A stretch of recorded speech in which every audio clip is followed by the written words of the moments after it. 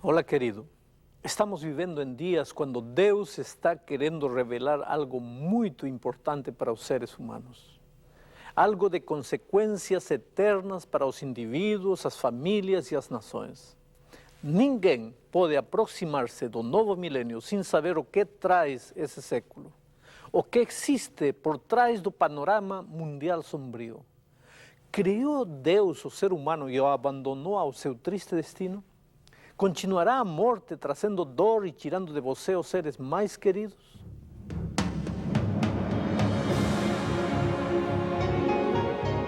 Ele permaneceu através dos tempos. O livro de Deus, a Bíblia. Indispensável em nosso mundo complexo. Está escrito, transmitindo esperança ao redor do mundo. Apresentado por Alejandro Bulhon. Hoje, Apocalipse, mistério ou revelação? Viajava um dia de São Paulo para Brasília. A minha companheira acidental de viagem era uma senhora de aproximadamente uns 60 anos. Ela olhava pela janela e enxugava dissimuladamente as lágrimas que lhe rolavam pelo rosto. Sabe, quando pessoas choram é porque não estão conseguindo administrar o vulcão de sentimentos que perturbam o coração. E às vezes, nessas circunstâncias, o melhor que se pode fazer é respeitar a dor íntima do ser humano. Alguns minutos depois, quando o avião já estava no ar, ela parecia mais calma. De repente olhou para mim e sorriu levemente. "Está tudo bem?" perguntei. Quase automaticamente a senhora mexeu a cabeça e disse: "Não, nada está bem, está tudo errado." Depois, ela contou-me o motivo da viagem. Há pouco mais de um mês tinha perdido o marido e algum tempo depois recebera a trágica notícia da morte do filho. "Nunca fiz mal a ninguém", disse chorando baixinho. "Vou à missa todos os domingos, cumpro meus deveres de cristã, ajudo gente necessitada. Por que então Deus permite tanta dor na minha vida?" Tentei confortá-la falando do amor de Jesus. E li para ela um verso do livro de Apocalipse. Seus olhos se abriram, se iluminaram de repente. "Isso está no Apocalipse?" perguntou ansiosa. Quando respondi que sim, ela disse: "Eu sempre tive medo de ler o Apocalipse, porque pensei que ele só anunciava tragédias." E se você, querido, perguntar para as pessoas, verá que a maioria delas, como esta senhora, relaciona o Apocalipse com tragédia, destruição, pragas, fim do mundo e mistérios incompreensíveis. Mas o que diz o próprio livro? Qual é a frase inicial? Veja, Apocalipse capítulo 1, onde começa o texto, verso 1, diz assim: "Revelação de Jesus Cristo, que Deus lhe deu para mostrar aos seus servos as coisas que em breve devem acontecer." O livro de Apocalipse é uma revelação. Não tem nada a ver com coisas ocultas e misteriosas. Através do Apocalipse, Deus está querendo revelar algo muito importante para os seres humanos. É algo que brevemente deve acontecer, algo de consequências eternas para os indivíduos, as famílias e as nações. Ninguém pode aproximar-se do novo milênio sem saber o que vai acontecer. O que existe por trás do panorama sombrio deste mundo? Deus criou o ser humano e o abandonou ao seu triste destino? Continuará a morte trazendo dor e tirando-nos os seres mais queridos? O livro do Apocalipse é a resposta divina para o homem confuso e desorientado deste final de século. Mas como entendê-lo, sem sermos vítimas do fanatismo simplório ou da complicação teológica? Se o livro contém uma mensagem tão importante, teria Deus limitado sua interpretação a um pequeno grupo de privilegiados? Qual é a mensagem do Apocalipse para você hoje? O que Deus está querendo comunicar? Para entender este livro, é preciso conhecer o contexto histórico. Quem o escreveu? Por quê, como e para quem foi escrito, primeiramente? Qual era o quadro político, social e cultural do mundo na época em que o Apocalipse foi escrito? Sabe, não se pode realizar um estudo sério deste livro sem conhecer esses detalhes. Bom, todos os estudiosos da Bíblia aceitam João, o discípulo de Jesus, como o autor do livro do Apocalipse.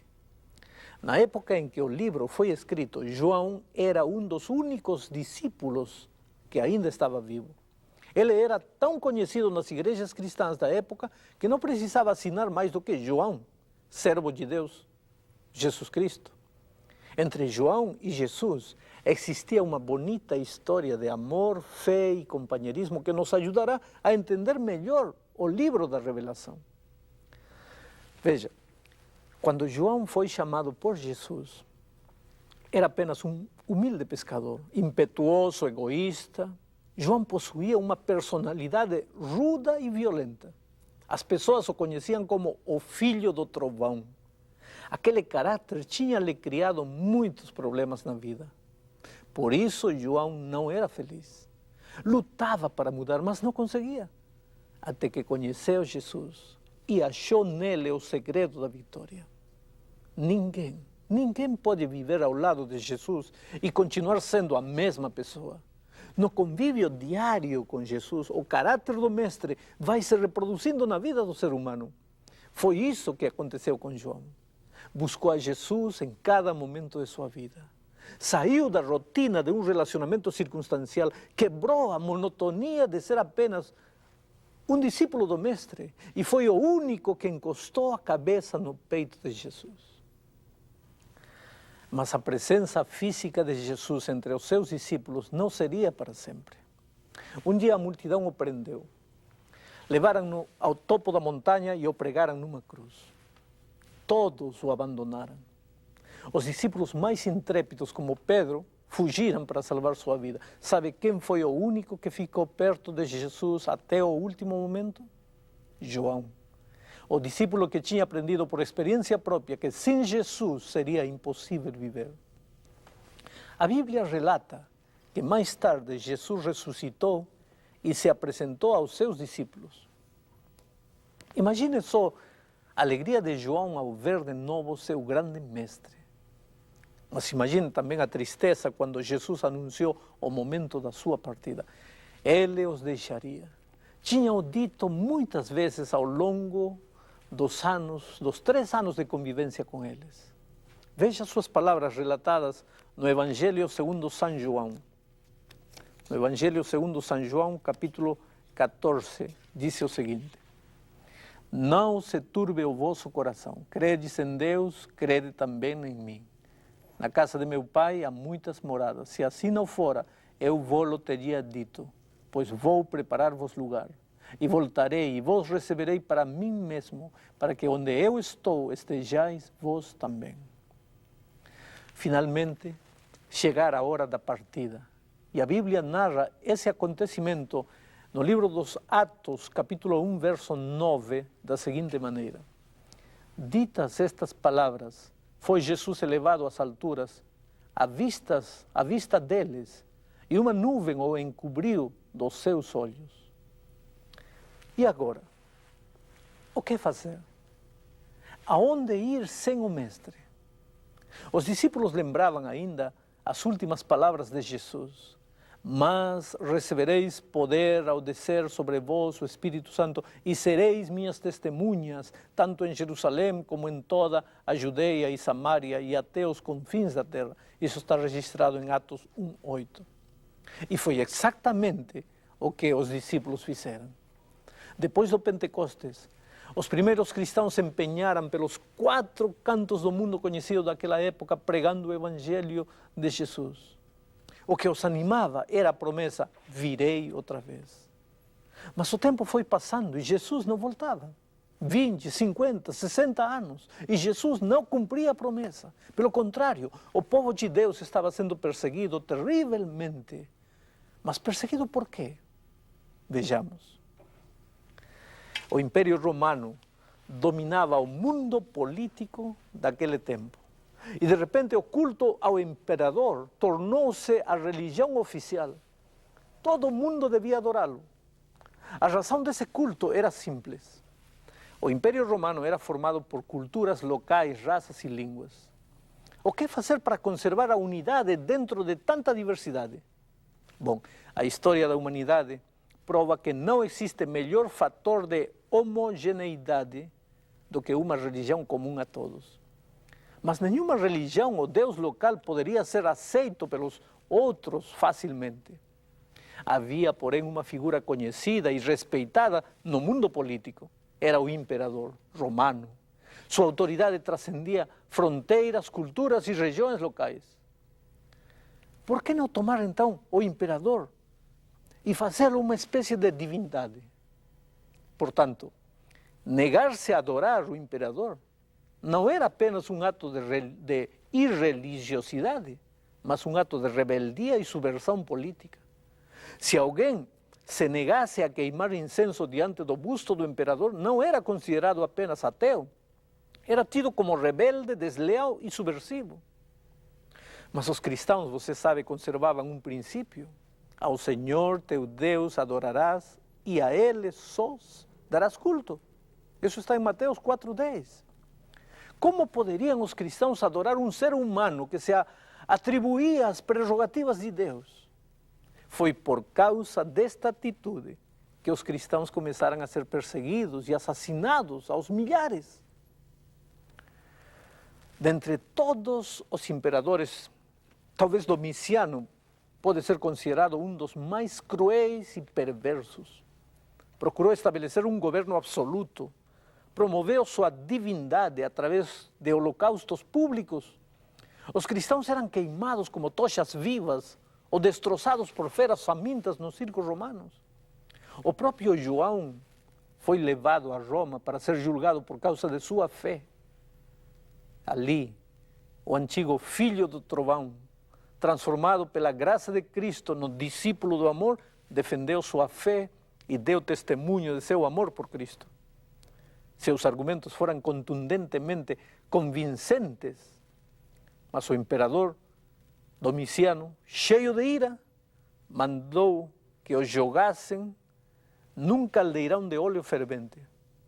Mas o Senhor Jesus preservou a vida de seu servo e ele saiu ileso de lá. Mais tarde, por decreto do próprio imperador, João foi enviado à ilha de Patmos, um território rochoso, num arquipiélago grego, perto do litoral da actual Turquia. Para ali os criminosos eram enviados a fim de morrerem trabalhando como bestas. Foi lá, naquela ilha solitária, por volta do ano 95, 96 de nossa era, que tudo aconteceu. João foi tomado em visão e levado às cortes celestiais, e de lá pôde ver o desenrolar da história, as coisas, diz Apocalipse, que são e que hão de acontecer. Deus deu a João a mensagem do Apocalipse porque seu povo precisava entender o que estava se passando. Porque dava a impressão de que Jesus tinha esquecido de seus servos. Onde estava a promessa de que viria outra vez? Por que a injustiça prevalecia sobre a justiça? Por que os maus prosperavam enquanto aqueles que tentavam ser fiéis a Deus eram perseguidos e mortos? O que os cristãos podiam fazer? Que esperança podiam ter? Já se haviam passado quase 100 anos e Cristo ainda não tinha voltado. Não havia entre eles sábios ou poderosos. Como conseguiriam enfrentar o poderio de Roma? O império que ninguém ousava resistir, como eles enfrentariam? Por isso, os cristãos viviam numa encruzilhada. César ou Cristo? O Apocalipse foi escrito justamente para alimentar a fé dos filhos de Deus, para explicar-lhes o porquê da aparente tardança e para mostrar-lhes o desenrolar da história desde aqueles dias até o fim dos séculos. Sabe, querido, nada do que acontece hoje deixou de ser revelado. As guerras, a exploração social e econômica, os problemas ecológicos, a explosão demográfica, o desequilíbrio climatológico, as tragédias no mar, na terra, no ar, tudo foi revelado, tudo tem uma razão de ser. Tudo tem uma explicação. tudo é consequência de um conflito cósmico que teve início muito tempo atrás, num longínquo e distante universo celeste. Mas se Deus queria explicar tudo isso aos seus filhos, por que tantas figuras e simbolismos?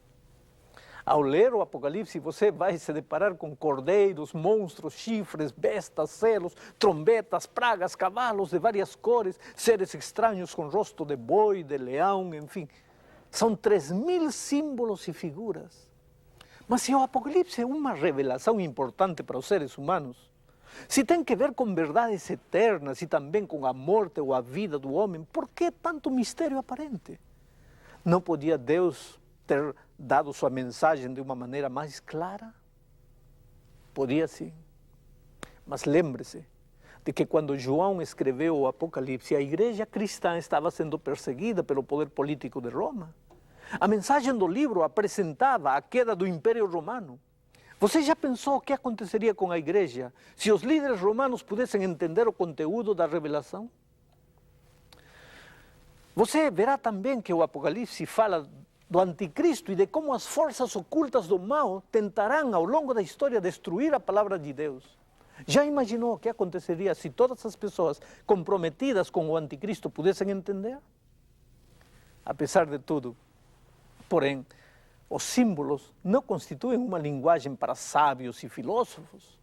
Diferentemente das ideias abstractas que só conseguem ser compreendidas por uma elite intelectual, os símbolos apocalípticos constituem uma linguagem acessível a todos, cultos ou iletrados, adultos ou crianças, ricos ou pobres. O livro do Apocalipse é a revelação urgente de algo extraordinário que você precisa saber no terceiro milênio. É algo que envolve vida ou morte, salvação ou perdição. E esse algo é o fato de que existe um conflito cósmico pairando entre os seres humanos. E você, querido, não pode ficar alheio a ele. É uma luta de consequências eternas. É a batalha para conquistar a mente e o coração do ser humano. Esse conflito envolve não somente os homens, mas também as forças da natureza. Só que, como todo conflito, ele está chegando à sua etapa final e é urgente que o ser humano conheça a verdade revelada para esta hora. Você não pode ficar no terreno neutro. É preciso tomar uma decisão. Mesmo que você enfrente sofrimento, diga para Deus: eu te seguirei. Abra seu coração e siga-o até o fim. Eu te seguirei, Jesus. Eu te seguirei, Senhor. Mesmo que eu enfrente sofrimento, eu te seguirei, Jesus. Tu mudaste toda a minha vida. Fui gerada em novo nascimento. Onde posso ir? Se não for contigo, tu és meu Senhor e Rei. Eu te seguirei, Jesus. Eu te seguirei, Senhor. Mesmo que eu enfrente sofrimento, eu te seguirei, Jesus. Tudo que não quero, isso faço. Não existe bem nenhum em mim. Como conseguir ser vitoriosa só por teu poder, meu Deus.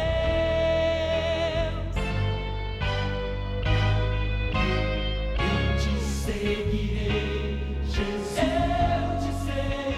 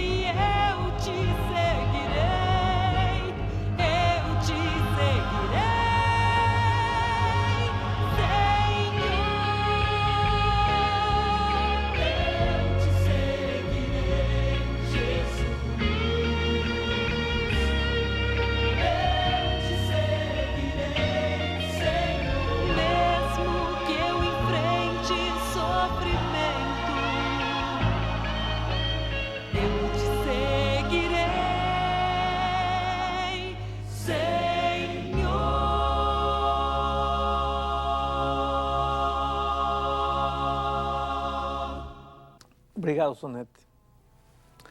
Oremos. Querido Pai, estamos vivendo em tempos difíceis. Há muita violência, muito medo, muito fascínio pelo desconhecido, pelo futuro. E o livro de Apocalipse chega como a resposta para as inquietudes humanas. Obrigado por ele, pela mensagem do Apocalipse. Ajuda-nos a entender em todos estes programas e a saber qual é o plano que tu tens para a nossa vida. Em nome de Jesus. Amém.